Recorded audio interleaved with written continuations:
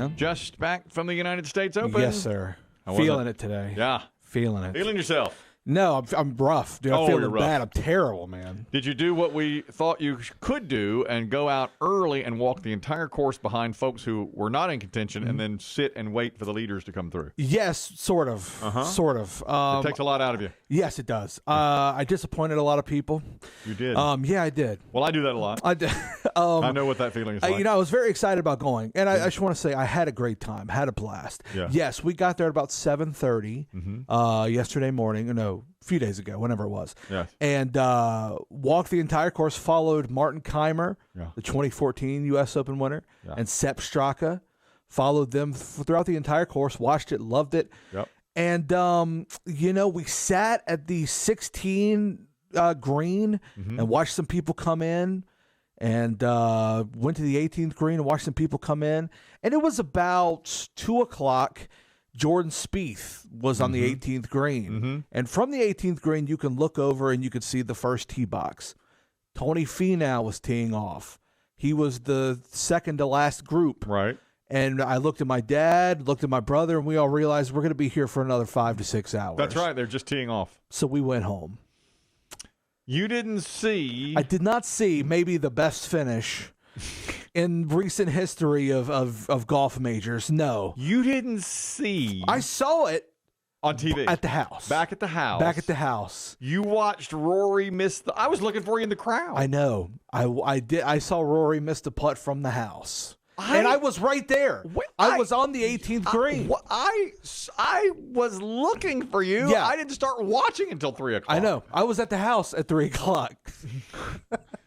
This is the saddest thing I've ever heard in my life. Yeah, I'm not going to lie, man. I got home, and I had people texting me who I had talked to. Oh, my God. And they were like, oh, my God, this is crazy. This is the where greatest you U.S. at? Open. I'm like, I'm at the house, bro. You left it. I'm at home. Oh, when people started obnoxiously cheering USA, USA, everyone thought that your dad was leading that chant.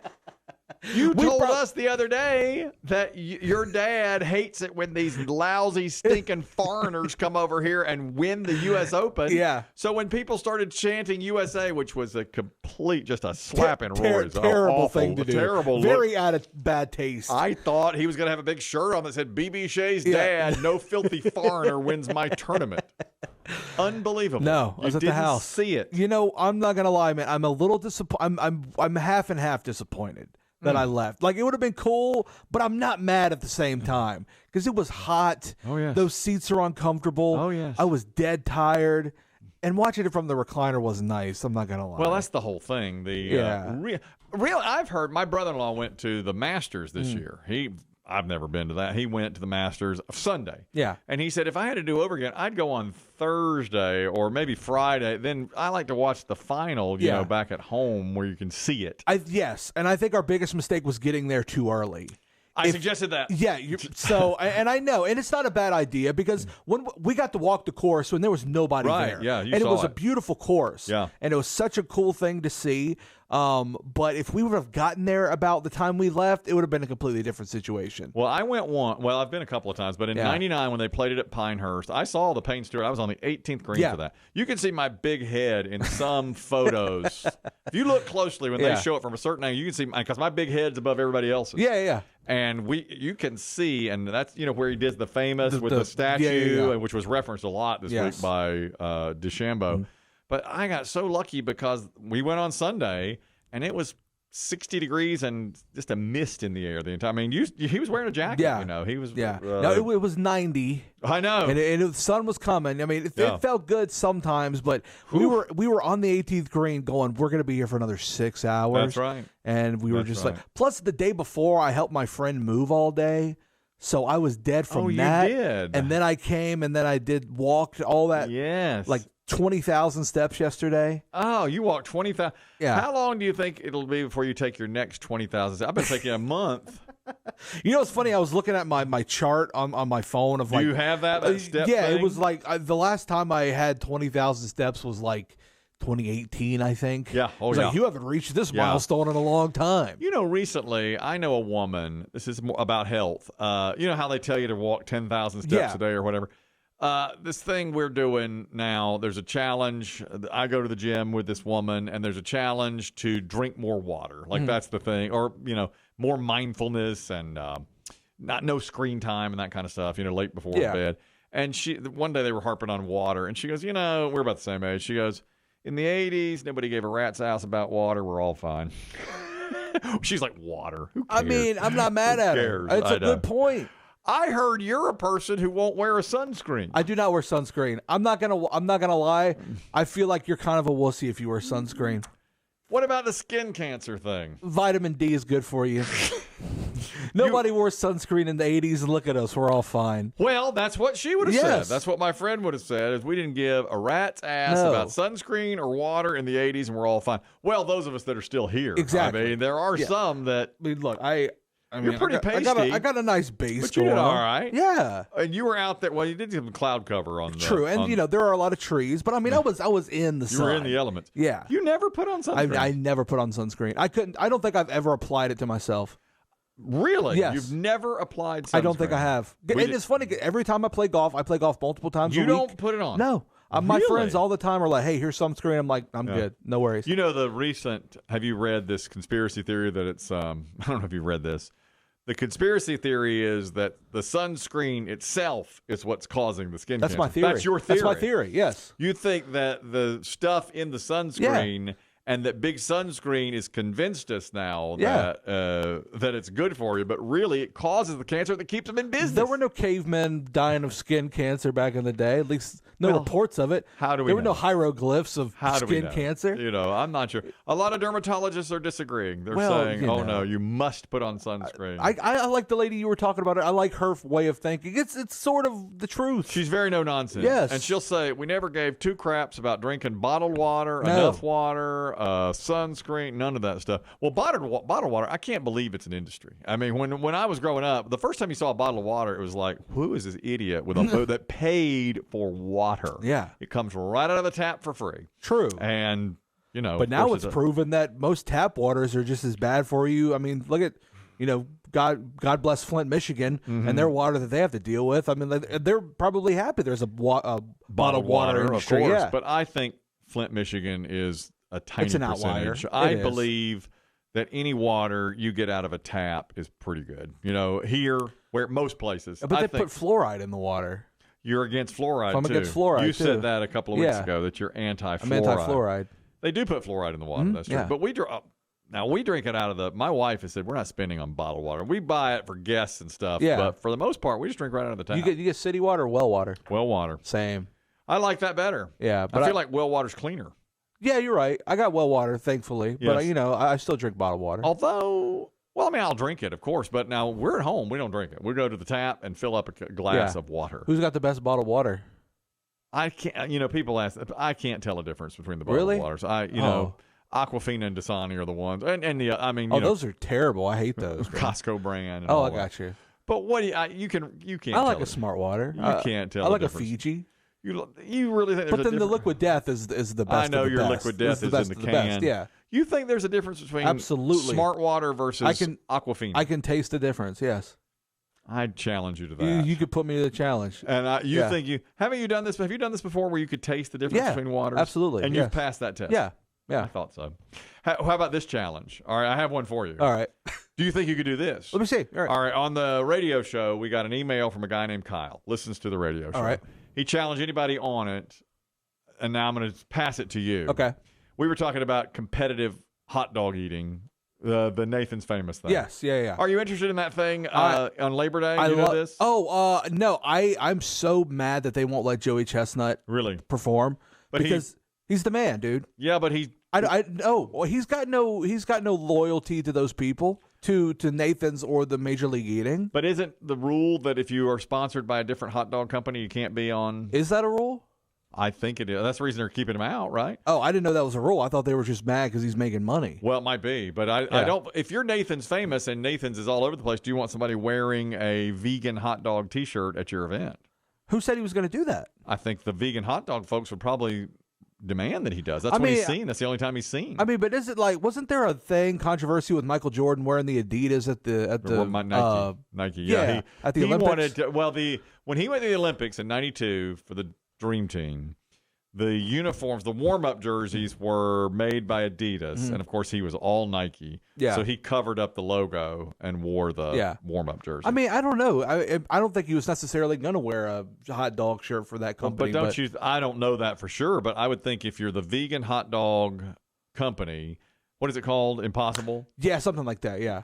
This is the day he is most seen. This is when the eyeballs, you'd want him to wear your gear on the day that he's on the biggest stage. And I'm sure Nathan's Famous is like, no, that's our number one competitor. I mean, I get it. I just think that it's like them not inviting Caitlin Clark to be on the Olympics. Like, you're really going to shut out the one dude who people come to see? Well, that you know why people are there. Of course. Yeah. Of course. But there were people there before him. But there was Kobayashi. I mean, there's always been a big face. Yes. And without the big face, who are you going and rooting for? Well, I mean, you say always. It started in 1924. True. So I don't know. The only two I can name are Kobayashi and Joey Chestnut. Exactly, yeah. Now, let me ask you this. What they've done is, on Labor Day, on Netflix, there will be a live hot dog competition between just those two. Yeah. Are you interested in that? I'll probably watch it. Yeah. I think that would be a fun thing to watch them face off. Kobayashi may be a little old, dated. I don't think he'll be able to keep up, but I don't know. We'll see. Kobayashi has he ever beaten Chestnut? Chestnut beat him the one time they were, a couple of times they I were don't think he's ever beat Chestnut. I don't either. So that'll be fun to watch. Yeah, Chestnut holds the record. Listen, before Chestnut, I thought there's nobody that'll ever touch Kobayashi. Yeah. And Chestnut became. I mean, they're talking a lot of hot dogs here lately. Here's the challenge now. The listener says, I heard you guys talking about competitive eating earlier this week. I would challenge anyone on your staff to do the 999 challenge with me. You've heard of this? Mm-hmm. You go to a baseball game, you eat 9 hot dogs, you drink 9 beers in 9 innings. Mm-hmm. I think one of you could probably do it. I'm going to lay down the gauntlet. Who's brave enough to do it? Would you do that? I'm going to a baseball game in July, next month. Yep. I will try my best to do it. Major League? I will, yes. Denver versus San Francisco. Rockies in Denver. Mm-hmm. High altitude. Yep. 9 beers, 9 hot dogs, 9 innings. Yes. Now, do you have to eat a hot dog and a beer an inning? Yes. Or can I backlog some? Can't backlog. That's the thing. The challenge is, but you have the whole inning, the top and bottom half, to eat a hot dog and drink a beer every inning. So at the end of the second, you're going to be down 2 dogs and 2 beers. Yes. Now, here's the big challenge. If the Rockies are winning the game, they're the home team, then the top of the ninth is your last. You don't get the bottom. You don't get the bottom of the ninth. Yeah. So you got to do the hot dog and the beer in the top half. Does the hot dog have to have condiments on it? No, I don't think it does. It could be a plain hot dog. I think it could be a plain hot dog. And a regular 16-ounce beer? Yeah, I think so. Don't you think you'd be drunk? Yeah, probably, especially in the high altitude. Oh, yeah, I know. Absolutely. Which is the harder thing? Which do you think makes it more difficult, the hot dog or the beer? I think... I don't know. That's a good question. Probably just the combination of them both. Mm-hmm. Because I could eat 9 hot dogs over 9 innings. I don't think that's a problem. Right. Maybe the beer. Chugging the beer, like getting the right beer to chug, I think would be the tough thing to do. I was recently reading that beer adds so much calorie. People don't even think about it. The beer gut is a real thing. Yeah, it 100% is. If you just cut out alcohol, most people, you're a lot better off. Yeah. Beer is something we enjoy. Well, see, my brother and I, we were going to do the 18-18-18 challenge at the U.S. Open yesterday. That is 18 beers, 18 holes? Yes, 18 cigarettes. Yeah, 18 cigs, 18 beers on 18 holes. Yeah. But you don't smoke. I know I don't smoke, but just, it's a tribute to John Daly. So you would do 18 cigarettes, 18 beers, and 18 holes. Yeah, you should do that while playing golf. Probably definitely do that. Yeah. I've seen a guy do, I think he did 18 hot dogs and 18 beers and 18 holes. That's heroic. That's ridiculous. That's double the 9. Now that's 4.5 hours that you have to do it. What's a baseball game? 3 hours. Yeah. 3:15, but only 9. I need to get some funding for this too, by the way. For the dogs? For the 999, because that's going to be... Mm-hmm. That's a lot of money. $3 hot dog, $5 beer. I bet it's more than that. At a baseball game? Yeah, probably. I bet it's a $3 hot dog, $8 beer. You're probably talking about $120 to do it. Don't you think? Yeah, easy. Yeah. Normally, I need to get some funding for this. Well, normally if you're at a baseball game and you're just having hot dogs and beers, how many do you eat? 4, 3. 4, you do 3, 4 hot dogs. 3, 4 hot dogs, 4 beers. Yeah. I went to an American Legion game one time. This was in Salisbury, North Carolina, Rowan County. And they were known to have great hot dogs there. Yeah. and I ate 4 as a kid. I was like 14, and God, I could eat anything. And I was eating hot dogs and drinking Cokes. Yeah, it was glorious. And those hot dogs were outstanding. I don't know what they did, but they were delicious. How much were the hot dogs then? Oh God, 50 cents. $1 maybe. That's nothing. Yeah, I think they probably did. They were probably 75 cents a piece, or like 3 for $1, something like that. That's or 3 for $2, something like that. That's my guess how they did. Okay, so I'm going to. Let's see. I'm going to be there in about a month. Yes. So I'm going to start saving now. I'm going to put around my $9.99. You really want to do it? I'm going to do it. Now, I think another thing that you have to take into consideration is getting up, going to the concession stand, waiting in the line. So I may have to go buy 4 or 5 hot dogs and beers at a time. Yes. But I had to just wait and eat them in the inning. But they come around. I mean, they come like that is true. They'll sell you a hot dog. So buy a couple of hot dogs and a couple of beers at a time, and by the bottom of the second inning, go back and get another one. Okay, get another 2 hot dogs. I would buy them probably 2 at a time and go 4 times to the concession stand, or get them as you sit there. I'm gonna document this, and I'm gonna do it. What about your health? That's shot anyway. I'm not worried about that right now. You're a young man. I'm a young boy. Yeah, I'm a growing boy. I mean, I guess I think you're running out of time. If you're going to do you're right. This may be my last hurrah. I think, what are you, 31? 31, yes. I'll still be 31 by the time that happens. I think 35 is the absolute cutoff at this. Don't you think? Yeah, absolutely. I don't think you can do it. By time that time is coming. I agree. You can't do that anymore, I don't think. This is movie related. Switching from baseball and hot dogs and everything. Did you see that movie Inside Out 2 made like $160 million at the box office? Did it? Number 1 by far. I know it was blowing up, but why? I didn't know it was. I mean, what is so? I don't know. I never saw the first one, and I know people loved the first one. I saw it. I liked it. My kids were younger. Yeah. 2015 was when the first one came out, so my daughter was 7. Yeah, and we watched it, and I remember thinking it's good. Yeah, I didn't think it was. But I looked. There's a ranking on Rotten Tomatoes of the top Pixar movies of all time. They rank like every Pixar movie. Yeah. Based on how many the score score it gets. Yeah. It was 4th overall. No way. Like a 98%. Of all the Pixar movies. Number 1 was Toy Story 2. I would. Okay. Yes. What's your favorite Toy Story? The first one. I like the second one better. I don't know. I like the second one. I don't think that first one's just a classic. It's great. Can't beat it. That was the top 2. Toy Story 2 was number 1. Toy Story was number 2. Yeah. Third may have been, I think it was Finding Nemo was third. Okay. Lovely. Nemo's great. The only one that didn't have a positive score was Cars 2, which is awful. It's terrible. Yeah, that one. Cars 1 was amazing. Cars 1 I loved. I loved Cars 1. Our friend who works here actually asked me this question. Have you seen Shrek? Yes. Have you seen Toy Story? Yes. You've seen Finding Nemo? Yes. If you had to if one of those never existed, which one? No, I'm sorry. It was Toy Story, Shrek, Finding Nemo, Lion King. I would get rid of Shrek. That's what I said. Yeah, easily. Yeah, she was like, no, that's the one that she would keep. Really? And I don't know, Shrek has a weird cult following, and I like it. It's good, but I don't know.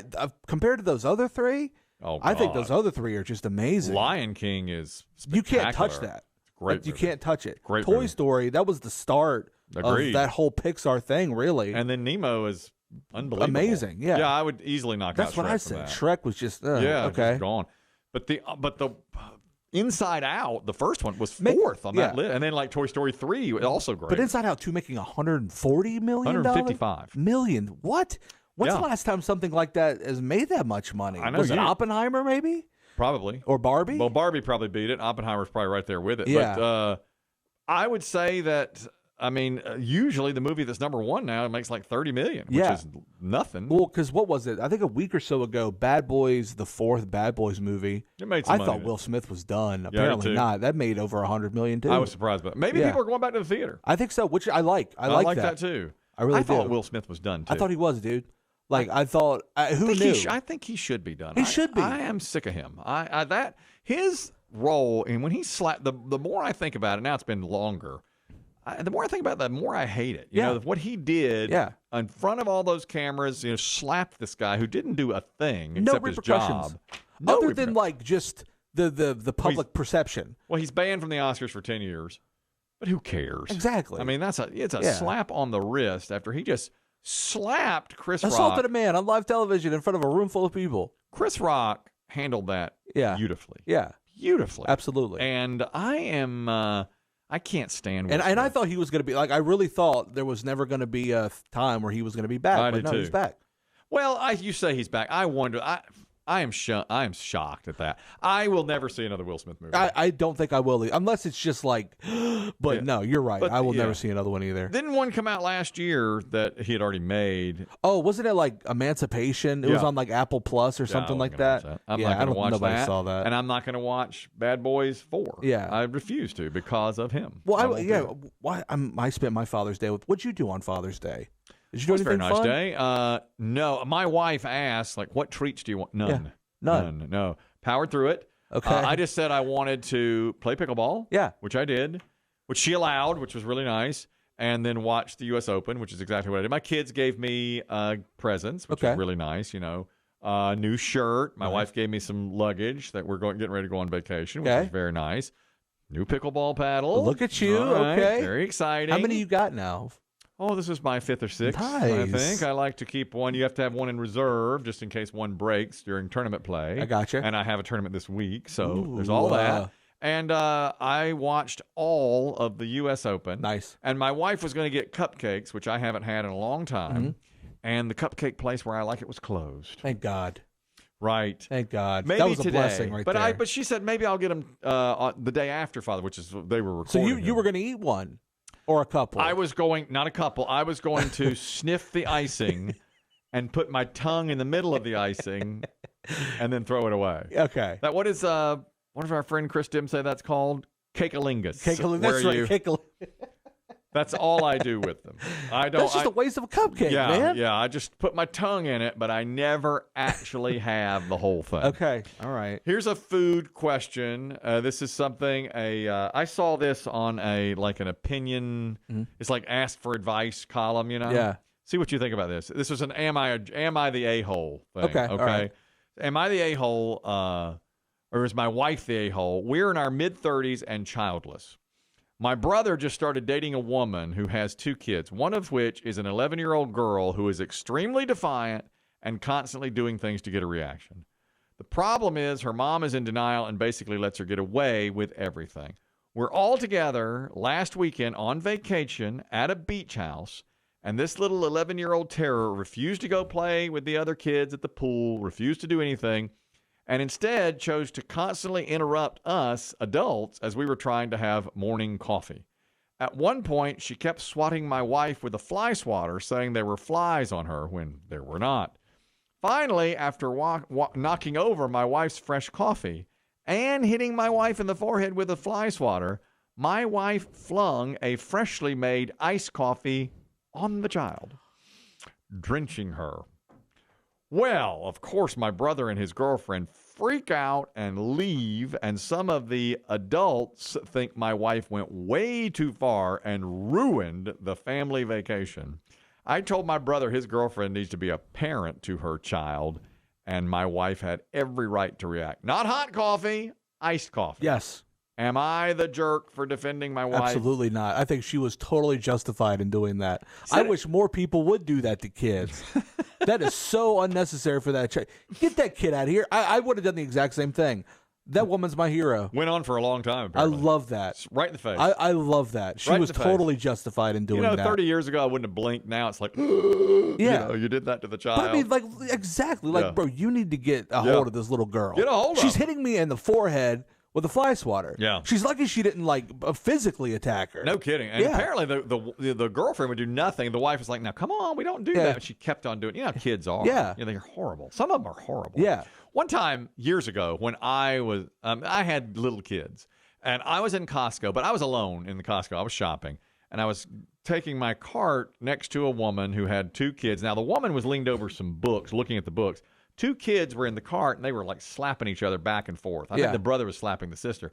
The mom didn't really see it, but I came up, and I don't even know why I did this. I put my finger in the kid's face, and I was like, we do not do that. We do not slap. Yeah. And the mom looked back at me and was like, excuse me?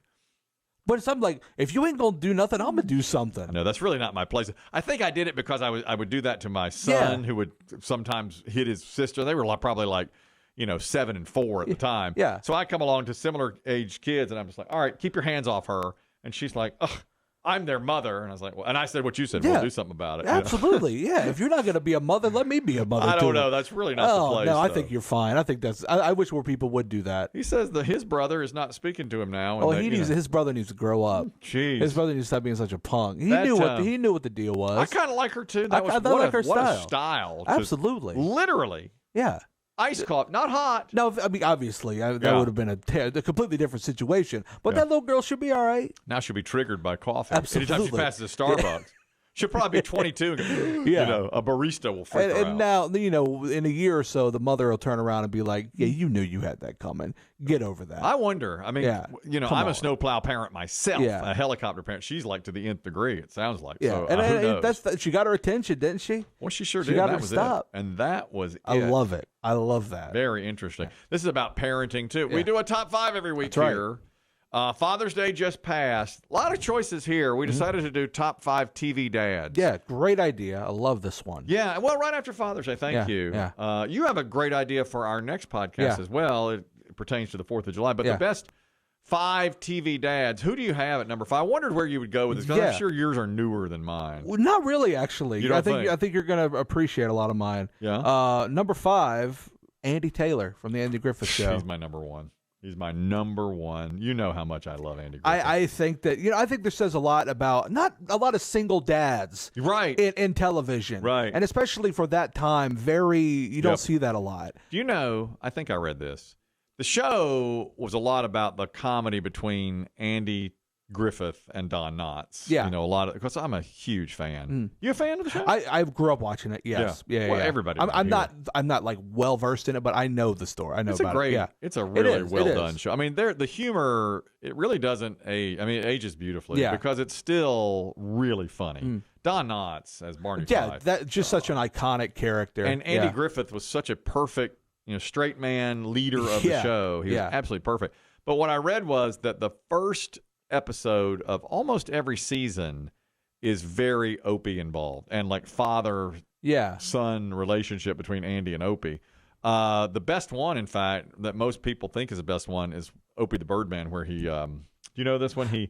Opie gets a new slingshot, and Andy tells him, you've got to be real careful with the slingshot because you never know what could happen, blah, blah, blah. And he shoots a bird, and the bird dies, and Andy finds out about it, and Opie has to take the 3 little baby birds and raise them. Oh, wow. And at the end, on the very last scene, I mean, it's very funny and it's poignant. And the very last scene, he has to let them go. They're in the cage and he has to let them go. And the last line, you ready? This is a good one. Heart-wrenching. He lets them all go.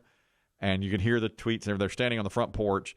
And Opie says, cage looks awful empty, doesn't it, Pa? And Andy says, yes, it does, son. But don't the trees look nice and full? Oh, my God. Oh, AG. What? AG. Who's doing that? Unbelievable. Who's doing that today? Unbelievable. Nobody. You can't find that nowhere. There's another one. You ever see Mr. McBeevy where Opie meets a guy in the woods? Now, today it has a totally different context. Yes. Okay? Yes. These days, you would never. Opie's playing in the woods. There's a telephone man out there who works on the poles. Yeah. And so Opie tells Andy, because he keeps getting gifts from him, like a coin and a knife or an axe, all these things. Now you're like, predator. Yeah. So Opie gets these things and he said, I've got my friend Mr. McBeevy. And Andy always doesn't believe him because he thinks it's fake. Because when Opie describes him, he's like, he's got extra hands, which meant his tool belt. And he climbs the trees. And he's a silver hat. And Andy thinks it's fake. And so Andy goes up to whip him. He goes up into the room. He's like, I'm going to give him a spanking because he's lying to me. He won't admit it. Yeah. And so he goes up there and he's like, I need you to tell me Mr. McBeevy's not real. I'm going to give you a whipping. And Opie's like, no, he's real. He won't break. And Andy comes back downstairs and Aunt Bee and Barney are sitting there and said, did you whip him? And he's like, no. And Barney says, well, I guess you gave him a good talking to. And he goes, no, I told him I believed him. And, I'm going to tear up. Wow. Barney says, you believe in Mr. McBeevy? And Andy goes, no, I believe in Opie. Ooh. Oh, my God.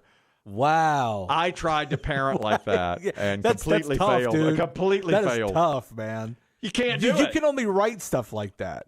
Unbelievable. Yeah. That line has always stuck with me. Because, Barney says, you believe in Mr. McBeevy? He goes, no, I believe in Opie. Oh. Is he the best TV character of all time? Andy Griffith? Yeah, I mean, he's up there. Yeah. He's phenomenal. What a dude. What a man. He's phenomenal. Yeah. Who's your number 4? All right. Who was your number 5? Oh, I'm sorry. Homer Simpson. I love Fair, him. okay, yeah, I yeah. love him. Funny. It's just tough. for funny. Yeah, I Just can't for really funny. do the animated I guys. know, I mean, understand. they're kind of. And I never watched who's the American Dad or whatever. The American Dad. Did you ever watch Family Guy either? No, that's the one. Okay, that everybody Family Guy. loves Family. I've Yeah, never seen he that. was irresponsible. I'm Yeah, not gonna was lie. he? So I couldn't Yeah. put him on my list anyway. Who do you have as 4? Number 4 for me. I don't know if you ever watched the show Red Foreman from That 70s Show. Oh no! Oh, I did. He's great. Yes. I haven't seen much of the show. That guy's great. Hard ass, like older Yeah. guy, but at the same time, like always let his kids' friends hang out at the house. Was always good to the kids' friends and stuff like that. He's in Dead Poet Society. Yes. Awful father. Was he? Well, he's the one that won't let his son be in the play, Yeah. and son winds up committing suicide. They're arguing the whole time. And when I was a kid and watched it, it was like you're for the kid, for the kid, for the kid. Now I grew up and I'm like, the dad's right. He the dad's right. He knows what he's So, doing. Yeah. But yeah, no, he played that character perfectly. I've heard. Just I've a heard. hardo dad, but with a heart of gold as well. So My number 4 is from Modern Family, Phil Dunphy. Phil Dunphy. I love him. I've gone back and forth on whether or not I want to watch that show or not. Oh, you haven't I've seen the never show? seen an episode. I hear it's incredible. I need to watch it. I think the first 3 seasons are some of the best shows I've ever seen ever. After that, I think it drops off like a stone. Because I've seen clips of it, and I know the comedy in it is great. Oh, it's incredible. Yeah, so the first 3 seasons, unbelievably clever. And it's not just Phil Dunphy. His father-in-law, played by Ed O'Neill, is incredible. And they're 2 gay dads on the show. They're amazing. Yeah. I mean, it's a phenomenal show. Yeah. And Phil's, I mean, I can't even say who's my favorite character. As far as dads go, he's probably, the other guy is also Ed O'Neill. But I would watch the first 3 seasons and stop. Okay, I really enough. would. Well, that's fair. It's okay, hilarious. Okay. I mean, it's really great. I'll have to give it a watch. Who's your number 3? Maybe a little controversial. Walter White from Breaking Bad. I think that is controversial. Very How can you call controversial. him a great dad? He is making meth. But he's doing it for the family. Which is kind of up for debate. Well, in the final episode, because he said many times when he gets caught making meth to the wife, he says, I was doing it for the family. Do it. Finally, in the last episode, remember, he said, I was doing it for me. Well, I like to believe that he did it for the family. He started doing it for the family. He then did. he realized he was good at it. Well, he's an amazing character. He put his life on the line He to did. make a better life for his family, even though he never really got to. He never did it. He bought his son a car, did. which was dope. But he had his family's intentions in mind. So I can't let that go. Because I don't know of anybody who would try to do something like that. I to can't better agree their with it family. because of the meth aspect of it. And he made so many other families' lives worse. I'd sell meth for my family. I'd make meth for my family. You make meth, but you're ruining others' lives. And you are, I mean, the money that he winds up giving up to his son. I mean, he has plans for Sunday. That's blood money. People are murdered for that. So, money. I mean, You hey, don't care. You all don't money's care. blood money. All money is blood money. Yeah. God, what an interesting concept. Yeah. The money we make here? Yeah. It's Blood money. money. No, I'll take that back. No, it's not. I put Mike Brady, total other end of the spectrum. Gay in real life, didn't matter. I heard he was an a-hole in real life, wasn't he? Like just a-hole like a and gay terrible in real life. dude in real life. Didn't matter. Yeah. The moment he kissed Florence Henderson on the first episode, I've read this many times. He kissed her, and of course he was closeted. Yeah. And she went over to the producers and she goes, "He's gay." No way. And they were like, no. And she goes, yeah, he's nervous as he can be about kissing me. He's gay. I mean, it doesn't matter, but he's gay. And, he's going to play the dad, but just let you know. I always heard he was an a-hole to everybody else, but not around the kids. He always, He thought he was above the comedy of the show. I kind of the Brady. And it was a terrible, the comedy he was like a Broadway actor and so forth. Yeah, Robert Reed played okay. it. But as a dad. Yeah. Wonderful. Oh, I mean, like raising 6 kids. Yeah, 3 of them not his own. And a dog. Yeah, absolutely. And did pretty well. And a cat early on, too. I know. They got rid of her. And then whatever homeboys, Oliver later on. Awful. Yeah, terrible Awful. addition to the show. Should have really kicked him off out of the family. That's his only mistake. Send him up the way. Who's your number 2? Philip Banks, Uncle Phil from The Fresh Prince. Oh, yeah. Yeah. Beacon of the community. Yeah. He was. Self-made man, invited his own nephew into the house to raise with his own kids and made them all great. Got his kids into Princeton. Yeah. I wouldn't invite my nephew in the house. Exactly. Especially when he's from Philadelphia and a bunch of trouble. Running the streets, brought him in, turned him into a good man. That's when I liked Will Smith. That's when I really liked. Yeah. That and the days with Tommy Lee Jones on Men in Black. Men in Black. Yeah. That's when I liked him, Yeah. My number 2 is controversial, and I'll say it. Heathcliff Huxtable, played by Bill Cosby. Okay. Yeah. Yeah. Right. I I'm thought not talking about about the man. it. I'm talking about yes, the character. The character. Phenomenal. You can't really dispute the fact that he was a good father in the show. Amazing. Doctor. Amazing. Yes. And wrote it from his comedy. Yeah. And it was a different usually, honestly, black people were until that time portrayed as like, oh, we're poor, we're in the ghetto, whatever. He was like, no, I'm a successful doctor. My wife's a lawyer. Yeah. It's a great show. Yes. And he did a great job for a few years. Now, by the end, it got stunt kids were on there and everything. But and I watched it for a little bit. I'm not super. It's kind of like with Andy Griffith's show. Like they're kind of exist in the same realm for me. Really funny. Like I've seen episodes, but you know. First few seasons. Yeah. Great. Yeah. Great. I'd probably recommend the same. Watch the first 3 seasons and then let it go. Yeah. But really good. But I'm interested to see your number one. Danny Tanner from Full House.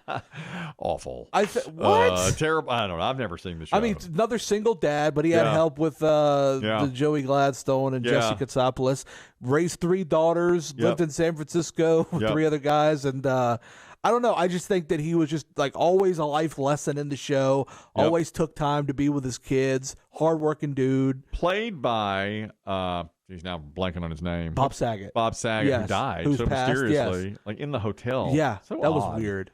You know the thing about Dave Coulier, who plays Gladstone. What's his first name? David on the show. Dave on the show. Joey Gladstone. So he's Joey Gladstone, and he got. I just read recently he got to pick his last name, and you're going to be Joey. Come up with a last name. Yeah. And he chose Gladstone as a little drug reference, like I'm glad I'm stoned. Really? I did not know that. Yeah, he's like, I couldn't believe they let me do it. And I was like, okay, I'll do it. And he called it Gladstone. He thought everybody kind of was in on the joke, and nobody was. Yeah, that's kind of a reach. Yeah, big I'm not time. Gonna lie. Yeah, so. Totally. You know, of course, you know about the Alanis Morissette song. That whole deal too, which still bugs me out. I had no clue about all that. I went down on you in the theater. Yes. Interesting. Imagine hearing that going. I know. And the thing about Bob Saget was his comedy was so dirty. Well, see, and that's the wild thing is like I obviously knew him as Danny Tanner before I knew him as anything else. Yeah. And then like I see his comedy, I'm like, oh, yeah, this is a completely different dude. Completely different. Exactly. Which I like the juxtaposion there. Yeah. The ability to play a straight man like that. I liked him more and more as time went by. Yeah, and then like America's Funniest Videos as well. And from what I hear, he was a wonderful guy. Yeah, that's what I hear too. I mean, and they all love him. They love all that cast. Absolutely loves him. Yeah. I hate he died so young. I know that was unfortunate. So and it was in a hotel room by himself. A lot of weird things surrounding his death. They think he just fell and hit his head. And that's what they think, and did not realize it was as bad as it was. Went to sleep and died. Yeah, that is really tragic. Yeah, I guess the moral there is if you hit your head, get it looked at. That's what happened to Liam Neeson's wife, right? Natasha Richardson. Yeah. She had a fall on a ski slope. She said, "I'm fine. I'm fine." Yeah. They call it talk and die. She was for 24 hours. She was all right, and then she died. Yeah, you know, her wow. brain was slowly bleeding. Yeah. That was a great list. Danny Tanner, number 1. Yeah, I'm okay with it. I never watched it. I was too old. I got you. Yeah. But it's I mean, my daughter absolutely loves it. She Great loves show. Danny Tanner. Yeah. But she likes Stamos. Okay, fair. Of course. Yeah. You like him Which too? he's on tour with the Beach Boys right now. Which is very bizarre to me. Weird. But he's good, apparently. Yeah, apparently.